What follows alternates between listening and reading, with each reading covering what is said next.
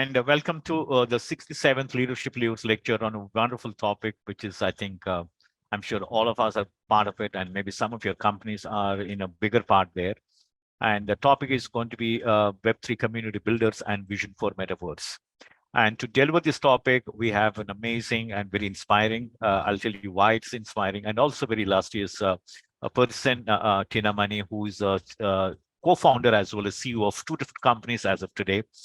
And like you said, this is going to be the topic on Web3 community builders and vision for Metaverse. And let me also have the pleasure of inviting as well as introducing our guest of honor for today's session. Why, like I said, very illustrious as well as inspiring for two important reasons. After her graduation in Bachelor of Technology in Electrical and Electronics from Mahatma Gandhi University, she went on to do her MS Computer Science. I think probably one of the earlier, maybe initial parts of MS Computer Science in the University of Texas, Dallas, that is between 1994 and 1995.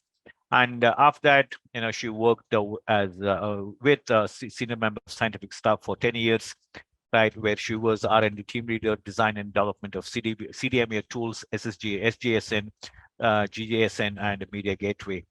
And after that, she was with the packet core engineering leader for 3 years. That's basically with the Nortel Network, where she worked in for 13 years in different capacities, right, where she joined, right? And then Nortel Networks again between 2008 and October 2009 as packet core network business development leader. And media and entertainment market development for 2 years. And Nokia Siemens Networks for 2 years and 1 month as communication and entertainment solutions practice head. After which, she was the co-founder of Territory Technologies between November 2011 and June 2015. That is for 3 years and 8 months. And she also currently, even today, right, she's a TIA Dallas chapter lead TIA woman from March 2021 as of today. So that's for 2 years plus. And like I said, currently she is a co-founder and a CEO of two different companies. And maybe one of you must ask, how does she manage wearing these two hats simultaneously? Well, currently she is a CEO and co-founder of Untech Inc., which is in Dallas, Texas, United States. And other company, again, in Dallas, that is for which she is a CEO and co-founder, that is Bifred Inc. And like I said, very inspiring. One is from the point of view of the cutting age area that she's working on, and also for the fact that that's where the entire the innovation happens and the rest of the world catches up. And we have Tina Mani, and she's joining us very early in the morning in Dallas. It's almost at 6:30 in the morning. Thank you so much, Tina, and sorry for all the trouble. Waking you up so early, but absolutely great to have you. And over to you, Tina. Thank you very much for the very kind introduction, and absolutely delighted to join from here, from Dallas. It's early morning, so I'm fresh. Thanks to all of you for joining after a whole evening. Evenings are more difficult to join. So I'm ready to start whenever you are. Absolutely. We can start, Tina. Okay. So I'm just going to share my screen. Sure. Give me a minute.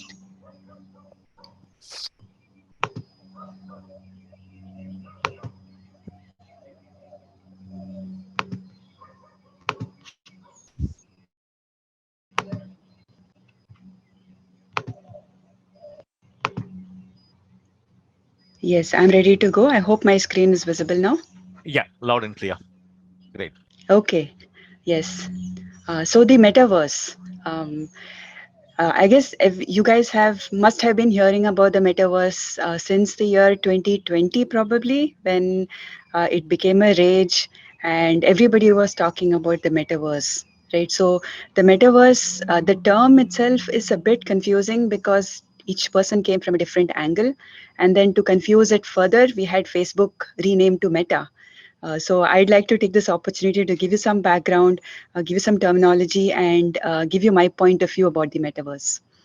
Right. So, so the origin of the word metaverse is from a book called Snow Crash, And in the book Snow Crash, basically there were a set of rich people who needed to escape their boring lives, and they went into like an alter world. So the whole idea was about escaping a real world and getting into something else. Then a game, Second Life, launched in 2003, where again you could disappear. You could have a different character, and it became a rage because I guess there were a lot of people wanting to have a different identity that they could not establish in this physical world. So I was very fortunate to also have a conversation with the founder of Second Life, who's Philip Rosendale. And interestingly, when I had a conversation with him, he was telling me about how against AI he was, and how against how this concept could be so dangerous. So more on that as we go through the presentation. But that was a really interesting conversation. So now I think metaverse has transformed from escaping a physical world and getting into digital to merging physical and digital. So basically, what I see as the metaverse is that physical and digital will be so interspersed that you will experience the internet not like today. You will experience it in a much more immersive way. So let's look at this. So when I say immersive, that means that first is it's going to be three dimensional. You can potentially, instead of navigating a 2D space, you're going to have three dimensions. There'll be depth, right? That's one thing. Second thing is that there will be sound quality. Instead of a regular sound which is coming from one side or from a few speakers, you'll have spatial sound. So spatial sound will make you feel like you're immersed into the experience. Imagine a music concert where you just you're totally immersed and you feel the whole surround sound, like you're right in the middle. If someone's talking to you from the left, then you hear the sound more from the left side versus the right side. So spatial sound would be super interesting. And I believe the founder of Second Life now is working on a spatial sound enterprise. So every application from gaming, education, so shopping, everything is going to be finally getting into the metaverse. And I strongly believe that this is not something, it's not a speculation, it's going there, right, from multiple angles. We'll get further into this, and I'd love to hear your comments on this as well and your opinions. So, while we speak about the theory about the metaverse, I just wanted to bring up the current rankings that have been produced by one of the established organizations, and they have ranked the current virtual world companies. So if you look at this, right, metaverse, the actual implementations originated in gaming. And the reason is because there are actually out of 7 billion people in the world, apparently there are almost 2.5 billion, or maybe even more now, 3 billion gamers. So the entire innovation in user experience has been led by the gaming industry. That's why some of the concepts rolled over from gaming into metaverse. So if you look at it, right, one was VR. So all of you know about the VR headsets that came, and people were so fascinated by it. So VR was one of the first things that sort of you think of when you talk about the metaverse. You talk about identity. So when you play a game, you have to be represented by an avatar because you have to navigate the space within the game. Right. The third is the user interactions in a game are very different from a user interaction on a regular website, because it's the type of interactions are like you can get behind somebody, you can get in front of them, you can you can shoot at them. So there's a completely different level of user interactions. There are currencies that are used in the games. So if you're trading or if you're buying a virtual product in a game, you have currency. And then, of course, the fourth is the escape, because you're living a life that is a fantasy inside a game. And as you know, people are immersed into games for 18 to 19 hours. There are teenagers who would completely forget the real world and get into games. So some of this has led to a negative impact on the actual potential of the metaverse, because some of these concepts flowed in directly. And when many of these platforms were launched, there was a problem with identities, because there was a concern that you want to interact with somebody with a real identity, with a known identity, while here there was a potential of interacting with potentially even a bot that's just tracking your data. So there are a lot of concerns which I'll get to, but I just wanted to throw it in here to give you like a background. And if you look at these companies, I don't want to go into much detail, but the Nemesis is an open world game. Open world means that you create your own experience. You can navigate freely. There aren't hard set rules for the game, right? You can create, you can navigate, and it's more of a free approach. Then Blancos is casual gaming. Portals is content creation. So one of the aspects, interesting aspects of these worlds are that there's a lot of room for creativity. So Portals is a place where it's actually not even VR. It's a flat web-based um, interface where you can go and create your own spaces, your own shops, and you can start interacting with multiple spaces. So this is just to give you a backdrop that there is a lot of stuff happening in the world, in the metaverse space, and continuously evolved. Of course, there are a lot of companies that probably did not survive and shut down because there was a hype, and we'll get to that also. Next, coming to the actual now great, useful. So just to change your perception of, okay, is metaverse just a waste of time? Is it bad? Let's come to the good use cases, right? So Neuro Rehab VR is one of the companies based in Dallas. I'm fortunate to know the founder really well, Veena Somareddy. She moved to the US and a few years back to study animation, and she started this company where they have this headset. And imagine that if you have a patient in physiotherapy and you ask them to do something to move their arms, they're like, oh no, my arm's hurting, I can't do this, and they feel like their motions are limited. What if you take them to a XR immersive experience, which is really beautiful, and trick them into doing it, right? So they get so immersed in the game that they start lifting their hands and doing the movements that are required to for them to heal. So this is a nice way, a nice reason to escape out of the physical world, is to actually get into a world where it pushes you to do things that you should do. So this is one example. The other one is, imagine very complicated heart surgeries where it's really, you don't want the doctors to be experimenting on real patients. So imagine that they can actually create a virtual simulation of the surgery and do a complete practice with different scenarios built in before they do the actual surgery.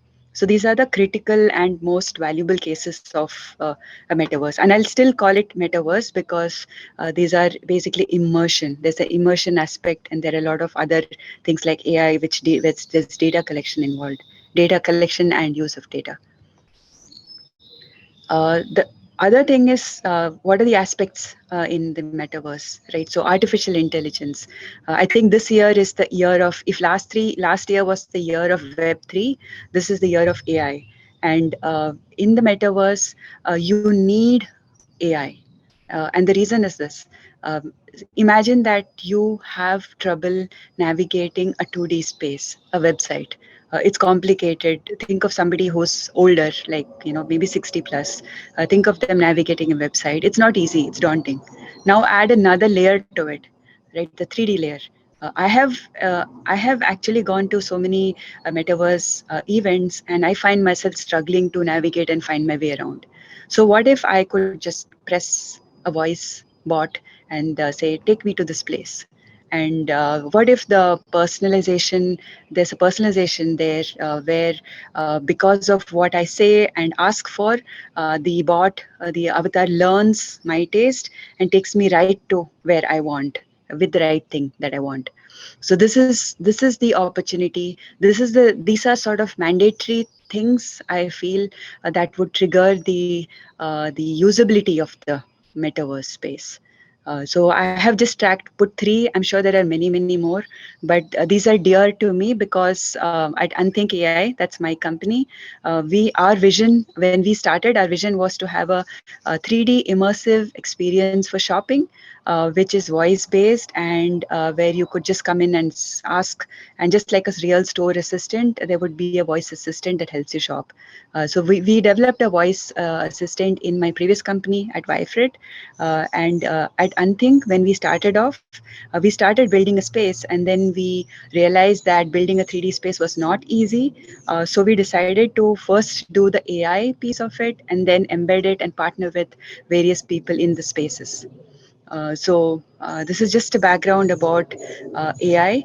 Now, just to even top it all, content creation, right? So generative AI has taken off since ChatGPT became a rage this year, and generative AI allows you to create content on the fly. So AI assisted content creation, right? So as it is, the metaverse is about content creation, as I showed you, because in gaming and stuff, you do build stuff, you build universes, you build spaces. Now you can add videos, you can add text, you can add so many things, you can even create code now using generative AI. So I believe that AI is going to trigger the growth of the metaverse big time. The next Now let's come to an interesting story here about metaverse in fashion. So imagine a lady. She gets a ticket, which is a ticket to a live fashion show. Her ticket will be an NFT, and because she has the NFT, she can just swipe her crypto wallet at the entrance, and it recognizes that she has a ticket and it lets her in. And now she comes into the fashion show, and she sees people, real models, on the runway, and then she sees on the side there is a virtual fashion show where there are digital models that are walking around with clothes, right? So that is one thing. There can be digital models that augment the real models. Then she can go further and she can find there is fashion. So what sort of fashion? There's fashion that is meant for real people to wear, and there are replicas of the fashion clothes in digital, which can also be worn by the avatars, right? Now you might think it's a waste of time. Like, why should avatars be dressed? But imagine the time and effort that is saved in the design process. If you're first testing the market with digital fashion, where you have avatars, and then once you have this runway show, you see the avatars and you check the popularity of the best avatar, the best clothes, and then you take those designs and then convert them into real life apparel, right? So that's the power of this. Like, you have digital fashion itself had a great amount of value. There was a virtual shoe that was sold for millions, I think $1.5 million or so dollars. I think that was a hype. So I personally don't believe that digital only items will sell for so high unless they have a intrinsic value behind it. And I'll get to the intrinsic value piece later.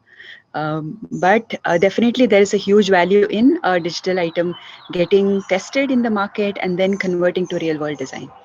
So these models that you see here, the two models here, the first and the second, they're actually digital designs that were developed by my friend and digital fashion designer, Noah Lorraine.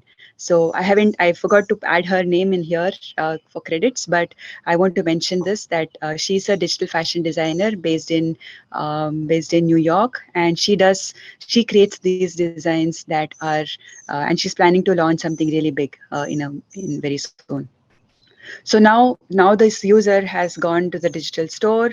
Now they can come experience a showroom where there are products placed inside the showroom, the digital showroom, and they can buy a product that was also designed initially using 3D art. So this is the fashion industry. The fashion industry is ahead of most of the other in retail as far as metaverse and Web3 are concerned. now VR headsets, right? So MetaQuest 3 is the headset from Facebook that has been announced already. It is coming next week, and it has been announced 2 days ahead of the Apple headset. So the things that they're talking about for MetaQuest 3 is the depth, the natural depth. So they're saying that the cameras are so that you can actually see items that are while you're wearing it. First of all, it has to be sleek. The items have it also takes pictures of your surrounding environment so that it actually gives you the whole depth perception. That's a great thing. Now the question is, does the adoption of uh, metaverse depend on the adoption of VR? So there was this question, right? Because there was a great hype. Facebook renamed to Meta, and then they went on a program. They launched the headsets 1, 2, 3. This is the third version coming out.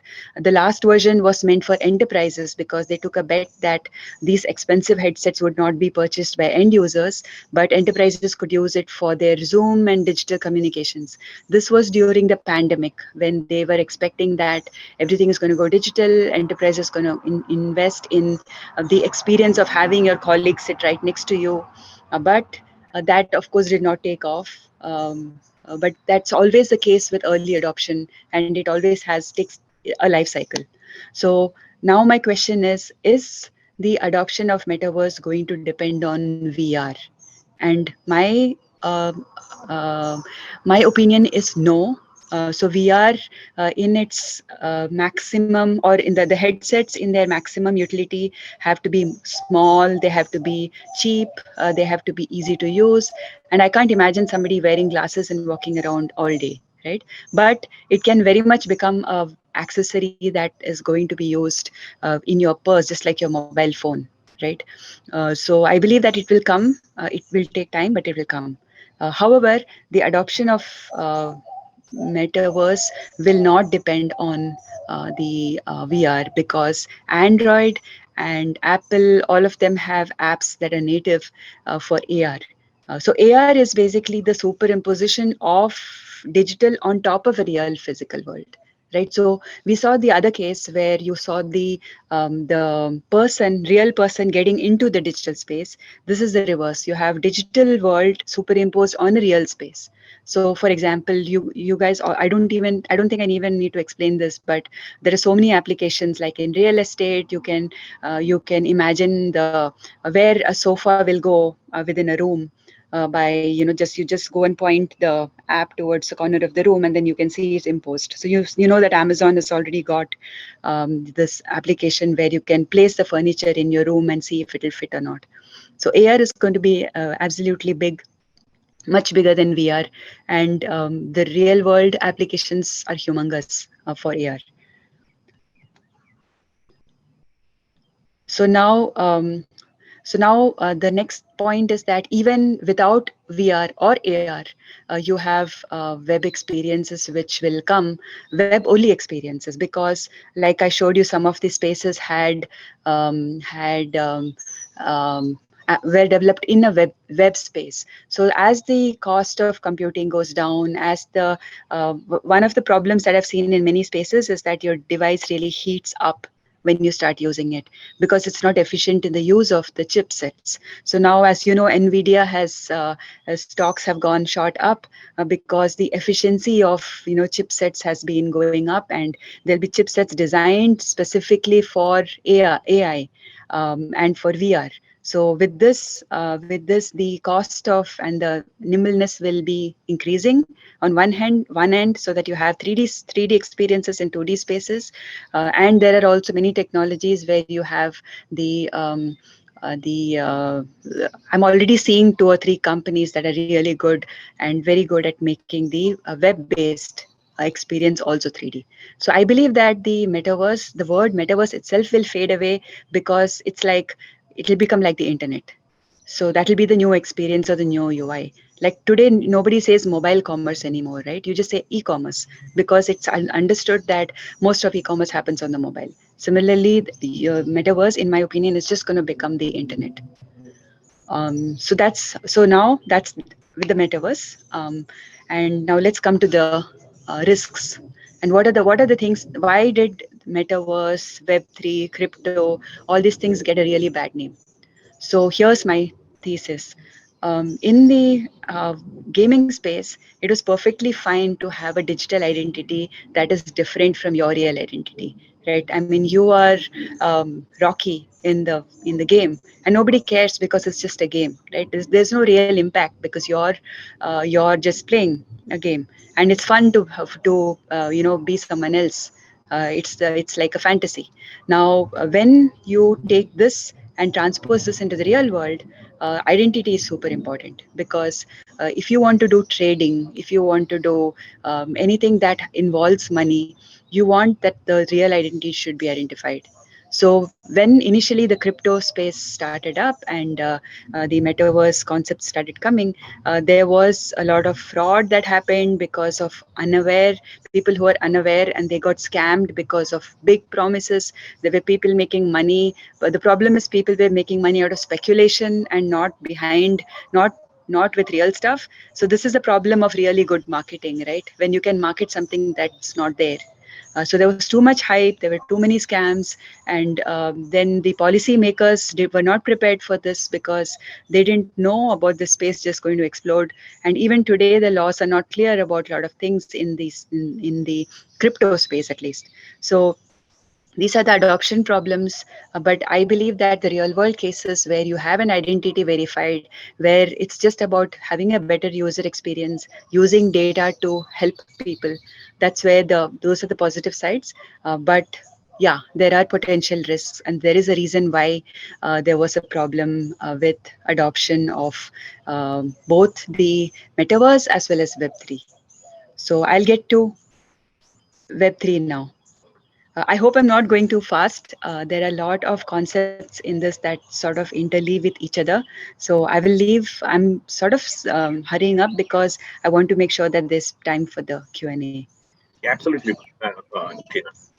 Okay. So now, so what we covered so far is about the metaverse and how it will change the world. So I hope everybody here is convinced that there is a metaverse is here to come. It's not something that you can avoid. I always tell people that when technology is coming, don't be afraid of it because it's going to come anyway. But if you ride the wave, then you will be able to lead the technology, take it in a way that is useful for the world, and you will also leverage technology to make your businesses better. So next topic is Web3, right? So let me now show the transition from the intersection between the metaverse into Web3, right? So there are two aspects here. So like I already covered the first piece, which is the experience. Experience is enhanced with immersiveness, with augmentation of physical and digital, with intelligence that is like human-like or even beyond human, right? So that's all contributing to the experience of the metaverse. Now, the second piece is your interactions, right? So you have interactions like because you are in an immersive space, you need an avatar, you need currencies to interact with people. So there are currencies that are outside of the state currencies, right? So this is really powerful.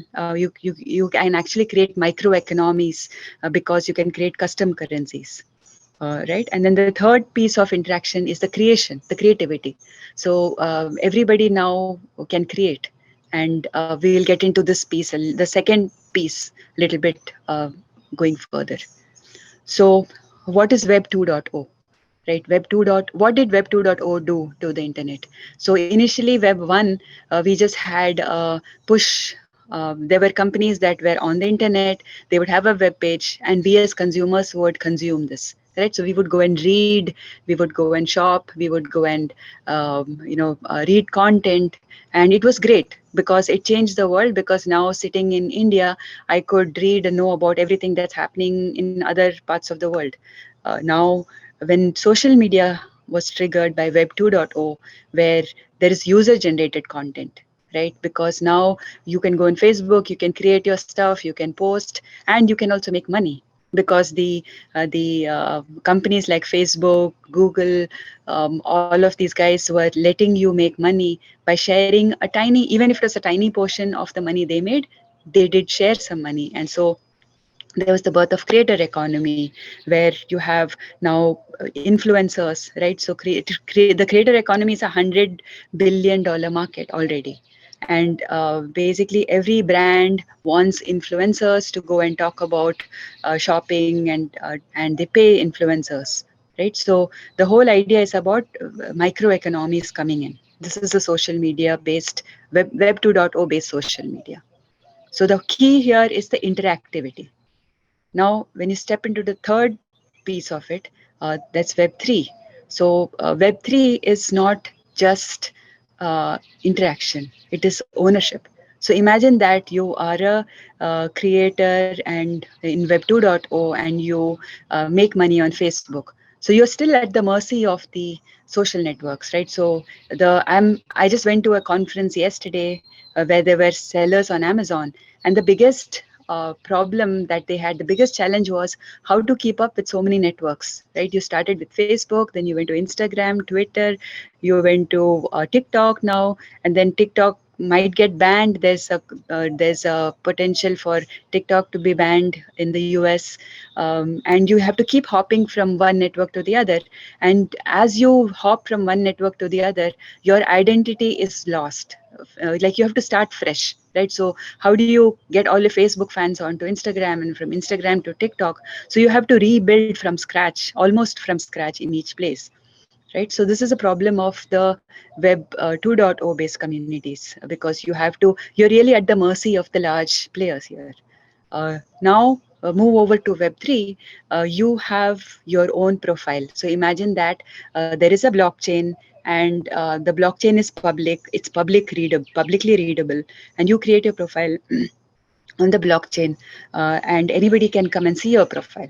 So this is not there yet, because this is a vision still, right? I mean, even though we say blockchain, there is nothing like the blockchain. There are many blockchains today. So there are like Ethereum, and then there is Hedera, there's Bitcoin network, and so on. But still, it's going to potentially at some point all of them will interop better, and it will become one common. There's a possibility of having a common identity across all the chains. So the ownership aspect is basically where I, as a user, can create something of my own. I can have my own profile, and I get a better cut of the profits, potentially even involvement in the strategy for that particular community that I build.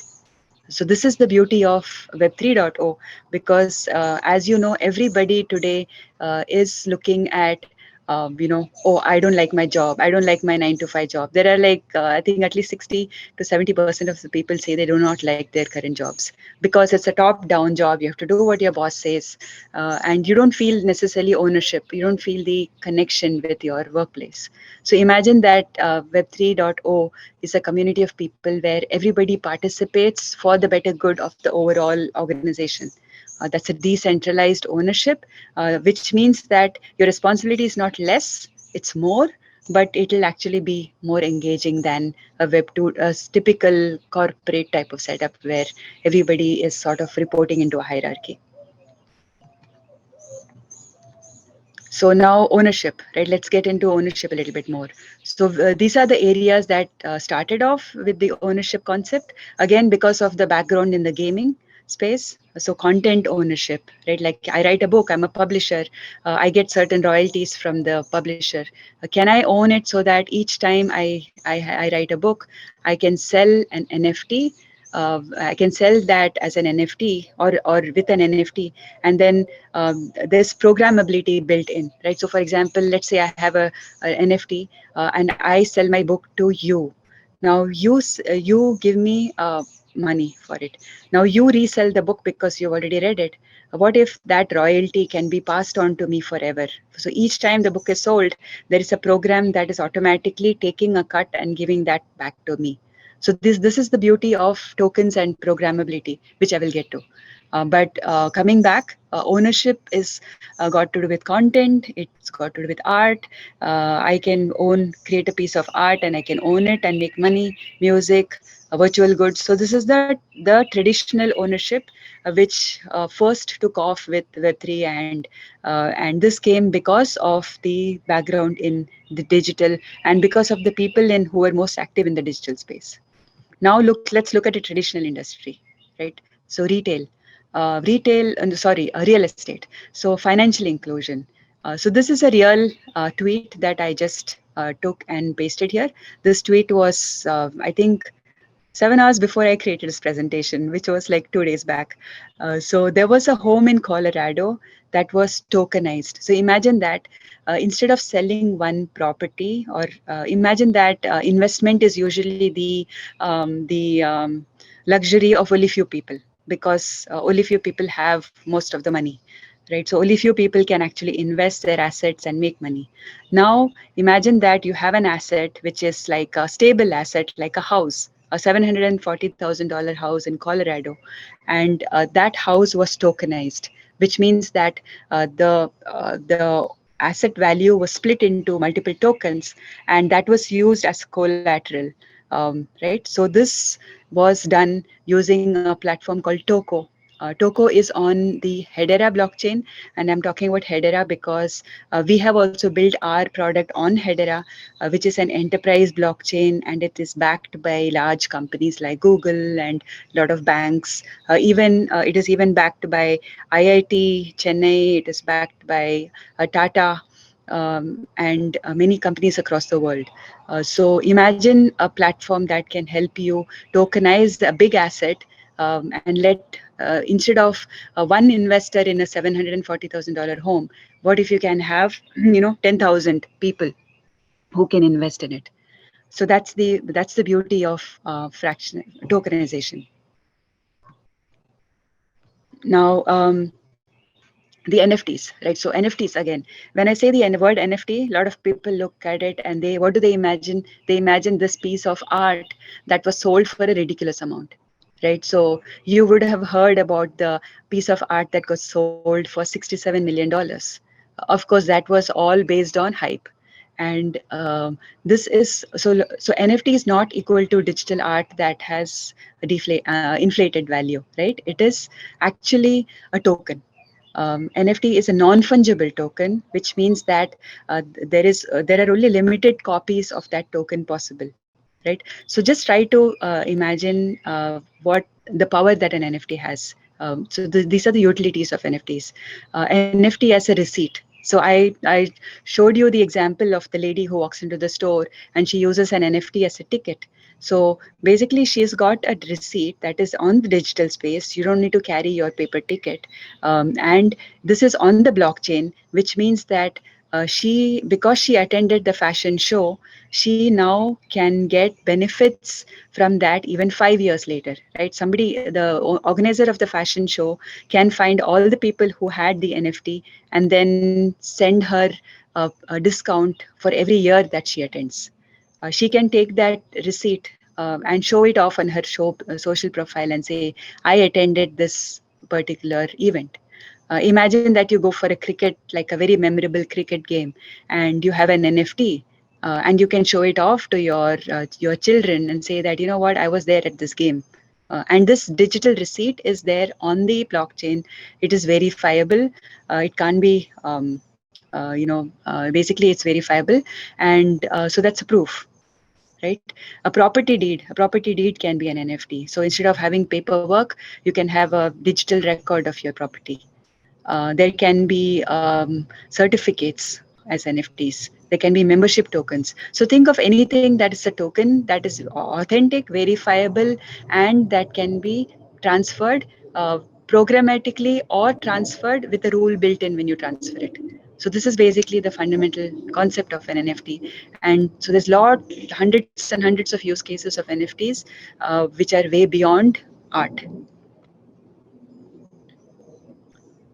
So here's one, right? Authenticity, property deeds, art, music, products. So I just wanted to just bring out the point that it's not just art, but there are and imagine products. So recently Shopify launched the ability to issue NFT as a digital receipt when you buy a product. So suppose you buy a product and you get an NFT along with it. Now the NFT is proof that you bought the product, and that's also a way for you to access maybe the next versions of the product, right? So there's the commerce angle to it also.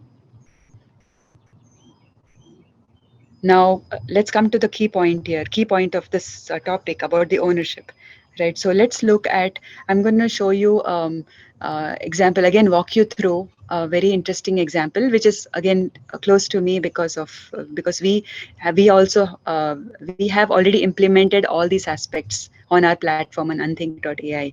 So let's take a customer journey, right? So I am a customer and I onboard a community. So when I onboard, I either pay for my membership. So maybe there's a premium tier where I get access to certain benefits. So I can pay for my membership and I get an NFT, or I can do certain actions that help that particular community. So let's say that I'm part of the initial. It always takes a lot of initial push to build a community. So let's say that the first 100 people in the community are the most valuable, and I am an early believer, and I come into the community and I do a lot of actions. I talk about it. I do all the legwork to do this. So I'm earning. I don't want, and there's no money because the community is not built in yet, right?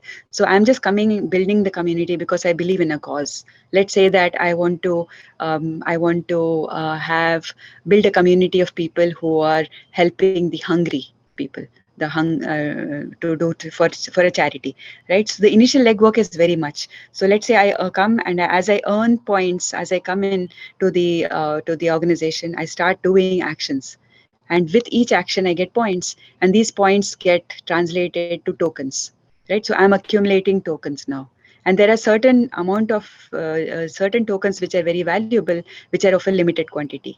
So I start earning tokens, and so I get a certain percentage of the tokens. Now the next piece is that the community builds, and I can redeem some of the tokens. I don't want to wait for 5 years to leverage the tokens, right? So I can use this NFT as a gateway to get rewards, right? And so I can use this as a gateway and to get rewards, which can be. So when I say gateway, it means that because I have this NFT, I get access to a certain web page, and that web page has listed certain exclusive rewards for me. Like it could be a coupon that's a one-time use coupon, or I can take that NFT, go to a store, I can scan the QR code there, and I can get a certain freebie. So I have earned my way, I have done something, and now I go to the store and I can redeem a gift for that. And then I keep some of my tokens because I believe that this community is going to grow.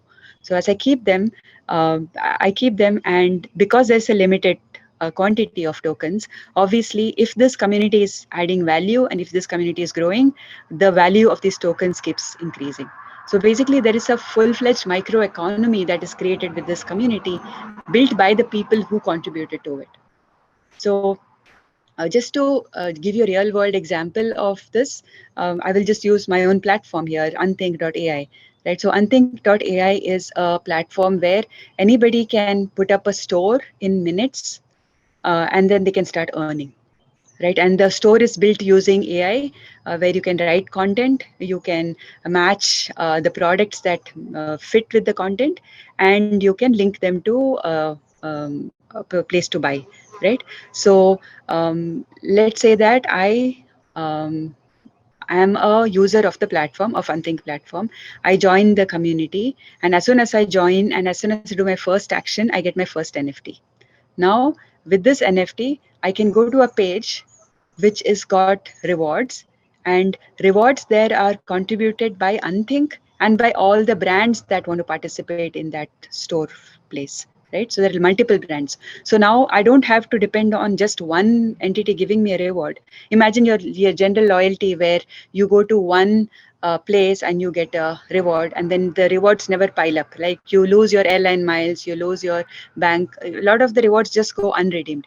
What if instead of one rewarder, I get access to multiple rewards? This is very easy using this technology because it's just a standard NFT. And if the NFT is valid, then I go to a page, and that page just has a listing of all these rewards, right? So once I've done this action, I redeem my rewards.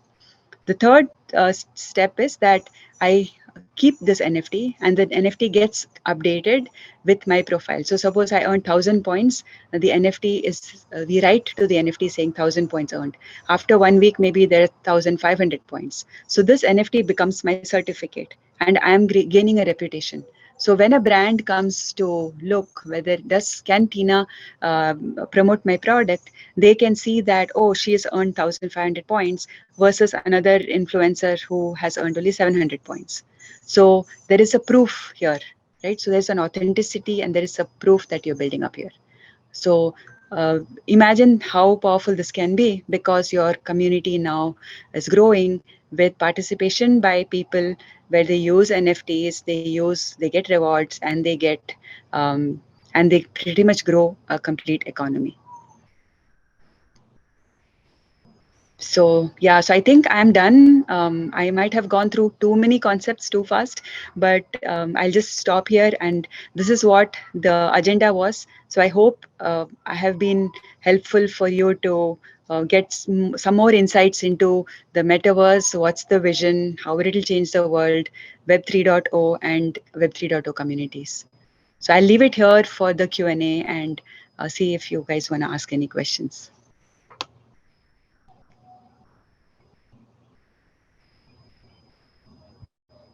Thank Hello? you, Tina. Thank you Yes. so much, Yes. Tina. Yes. Great. So I think we have some questions. Let me read out some of them. The first Yes. question that we have is from Mr. Aniruddha Thakur. And his Uh-huh. question is, are there any known or predicted psychological side effects pertaining to moderate or overuse of metaverse? Yes, absolutely. Yes, there are. So, but are they more than the current problem with the current internet? I'm not sure, right? For sure, you already have an internet and overuse is bad. People are already gaming. Youngsters are gaming for 17 hours. There have been incidents of mothers whose kid died because she was so busy playing a game. So yes, and it's going to be more immersive. So I think gaming overuse is there, but I don't think it'll be different. It'll probably be more addicting. But then again, it's like the internet, right? Like after you get over that initial fancy place, then it's just another way of interacting. So I believe that there could be a phase where it'll be a little bit of overdose, but then eventually it will get to the steady state, which is still bad. And uh, it's like with great power comes great responsibility. So if Absolutely. you have to, if you have to get something good, you have to also use it carefully. Great. So I think I'll pick up another question. That's actually taking a cue from I think one of the recent HBR articles. They've interviewed somebody by name Molly White. Theda, I'm sure you must be knowing. She started this. Hmm. She's a web developer, software engineer, and she started this company called as Web3 is going great.com. And it's very interesting. Is going great.com. That's a website name where she actually showcases. Maybe I don't know if I can share my screen. Can I share my screen with you, Tina? Yes, I think so, because I'm not sharing anymore. Okay, just a moment. If I Or can, am I stopping? No, no. Let me stop. Let me stop. Hold on. I thought I was.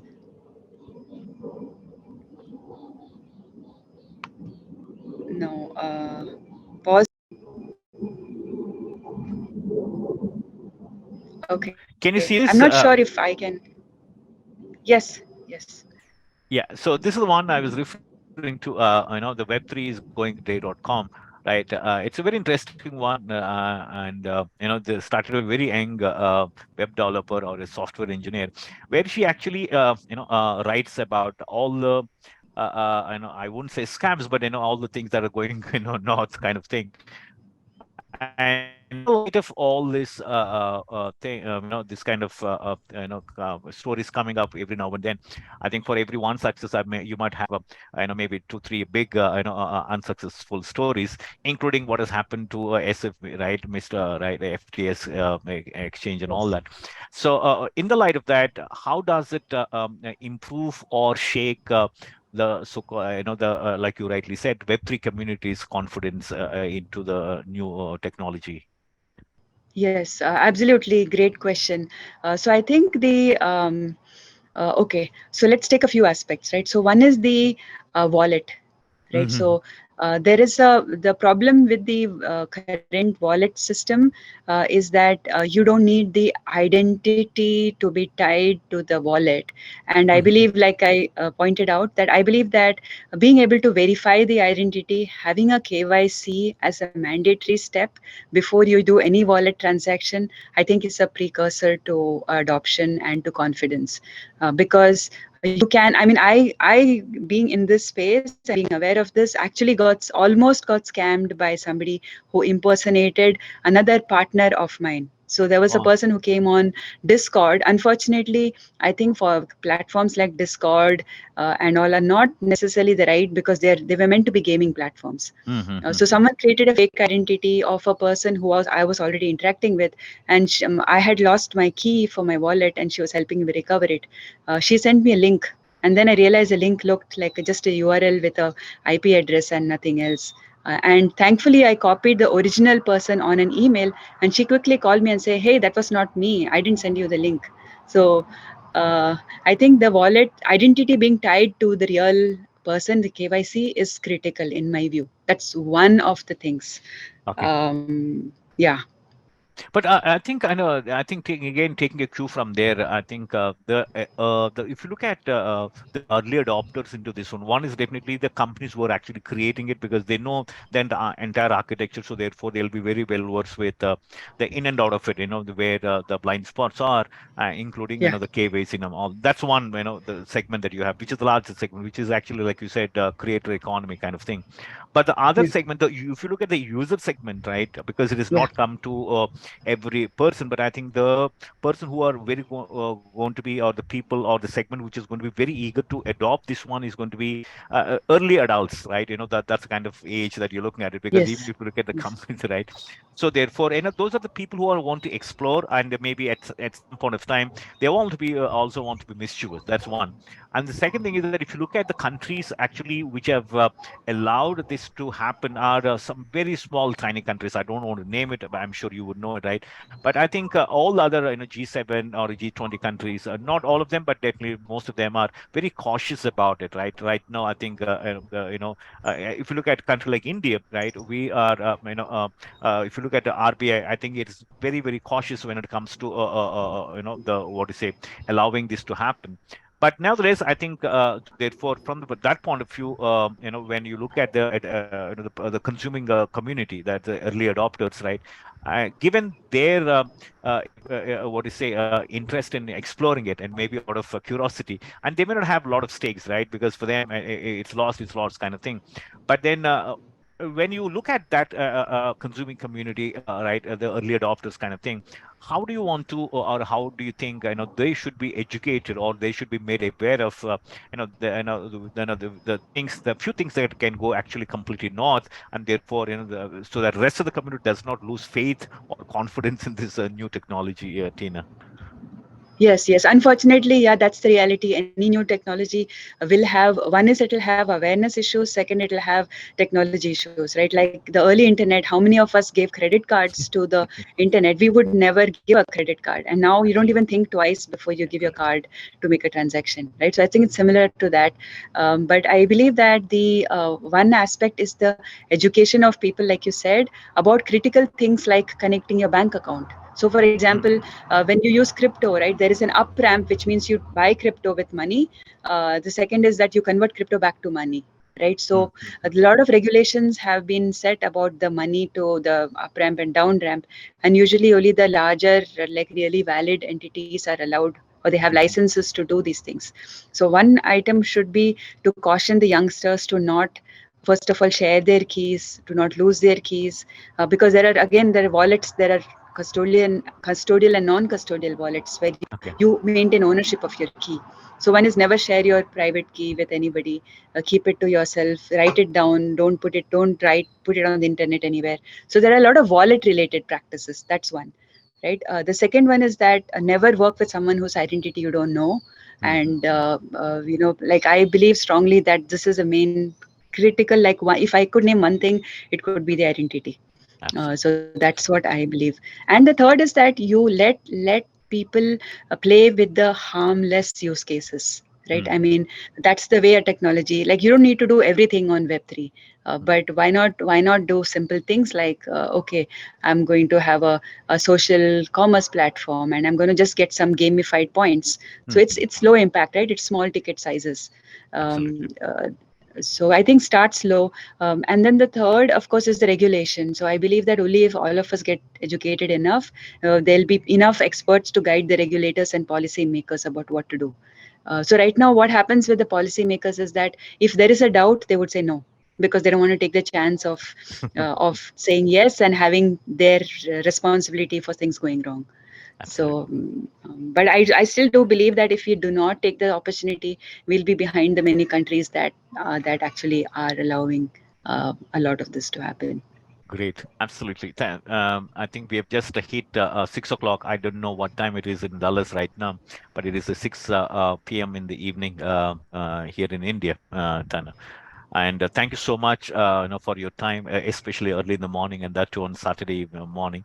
And it was absolute pleasure, listen to you and the way this space is opening up, and the kind of cautionary tales as well. I think people should be aware of, and I'm sure all the participants who are very from different, diverse, the backgrounds. I'm sure they will have a lot of actionable insights.